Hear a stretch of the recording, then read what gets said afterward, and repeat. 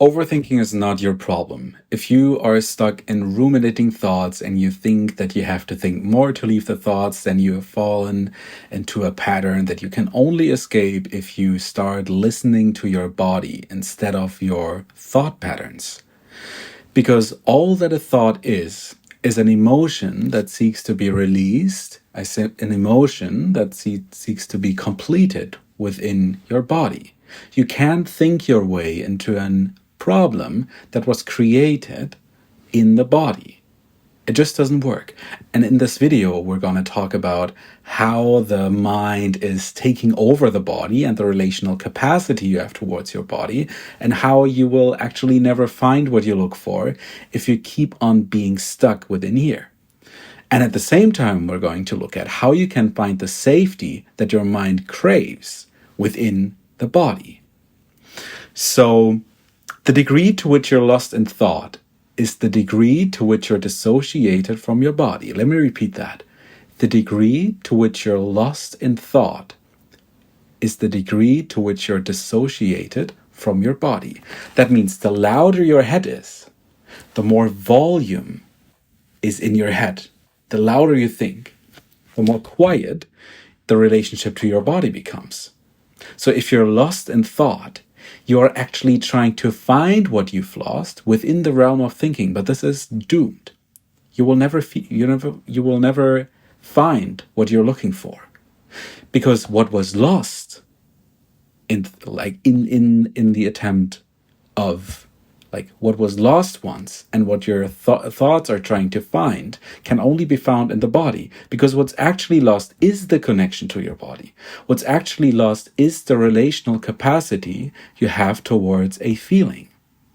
And feeling doesn't happen in the head, it happens in the body. So thinking,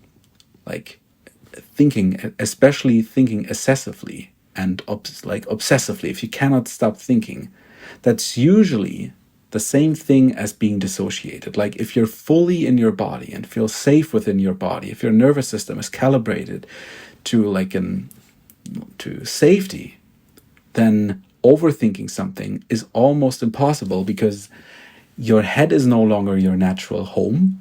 Your body is where you feel at home naturally without doing anything.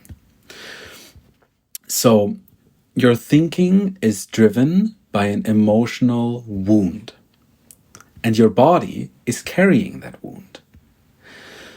And your thoughts are a mirror of that wound. So let me repeat that. Your thinking is driven, so there's energy within here, there's like a drive that is coming up, that is resulting in you thinking excessively. It's almost, you can imagine, like there's energy, there's a lot of things happening up here, and all of that energy gets pushed into your head, where it's expressing itself in thoughts. Like there's tension in your body, there's so many feelings going on up here, so your nervous system and your body-mind system just decides to decrease the volume down here and increase the volume up here. So what's happening down here is not in contact, because that's usually where the unsafety is. And the thing is, the thoughts are only a mirror of the original wound. And what you have to do in order to identify the original wound is to see if you can find whatever is looking in the mirror. So the thoughts are just an image. The thoughts are not the real wound, even though it might seem sometimes like I'm lost in a certain thought pattern, and usually we think then that we need to do a certain thing in order to alleviate a certain stress. And that oftentimes leads to more stress, because thoughts are almost like a hydra. Like if you try to solve one problem within the realm of your thoughts, two new ones emerge. There's always something when you're in your head. So we want to sense the body to return to the core. Like when we're speaking of core wounds, that is something that is playing out on multiple levels, and like the thoughts are also an expression of the core wound. But through tuning into the body, you get a more refined picture of the actual core wound. It's like you're increasing the volume, you're increasing the resolution, you're increasing the colors that the core wound is painted in.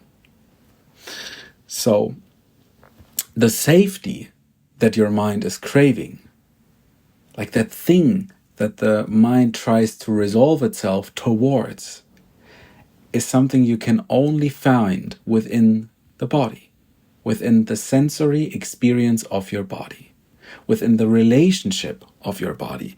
Because you can almost imagine that when you're lost in thought, it sucks out relational quality, relational capacity. If you're lost in thought, you stop losing, like you lose the relationship you have towards your body, you have with your body. And you start to overly relate to whatever is happening up here. So what are we doing if we're lost in thought? And we know now that what we seek is actually happening in here.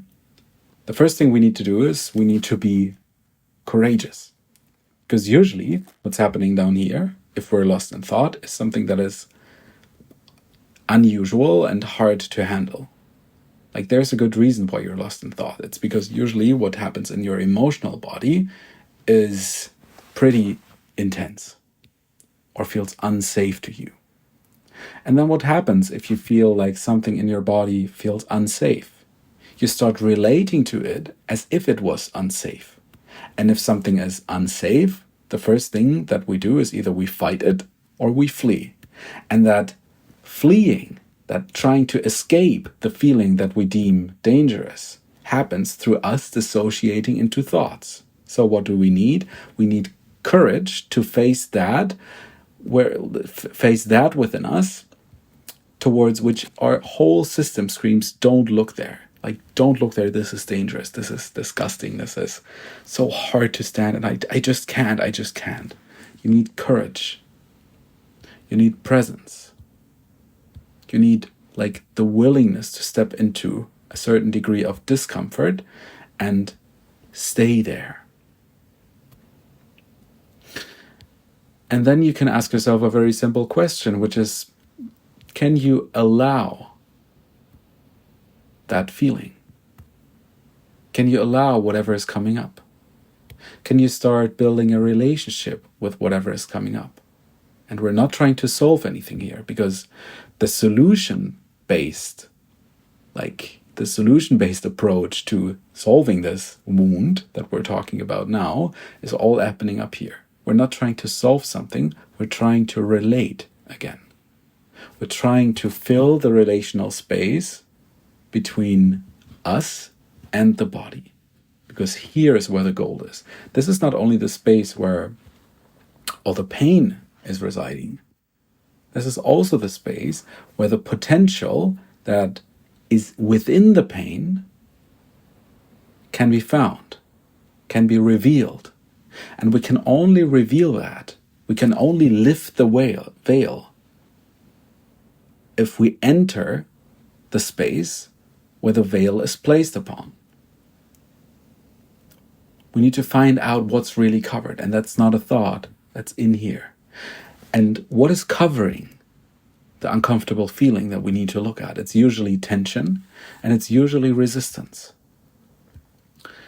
The feeling you don't want to look at, the core feeling, is guarded, is armored, so that no one can enter it. And that's why it's so hard to be with our body, because everything within us is screaming, no, I don't want this. What do we do then instead? We are learning to allow even that. We're building a relationship with even that. We're building a relationship with that, to that within us that is like resisting with every fiber of their being. So, practically speaking, you notice that you're overthinking, you notice that you're lost in a thought pattern. You now know that the body is the remedy and the relationship is the remedy. And you close your eyes and you feel into your body. And then it's very important to not don't try to stop thinking. Let even the thoughts be there. Place your awareness on the body whatever you feel there. It might be the case that you don't feel much actually. Might be the case that you get frustrated that you don't feel much. You get frustrated with your thinking patterns. Use that. Use whatever is coming up as a portal into a deeper relationship with yourself.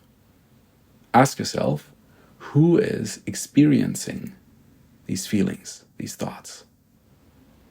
And then how do I relate to my feelings and to my thoughts? And then you can feel that there's almost a space between you and your thoughts and your feelings. And in that space, can you allow can you allow for warmth to flow into that space, for acceptance? Can you allow the space to get bigger? Can you allow your awareness, your attention to get bigger? To just be here. We want to develop a relational capacity to that which we have a really, really hard time relating to. What we cannot stand. And to learn to even be with that. And to learn to that within us that is saying, I cannot stand that. So the mind is an attempt to solve itself. It's like a vicious cycle. And what we want to do is we want to interrupt the thinking pattern by doing something different. We don't want to do more of the same.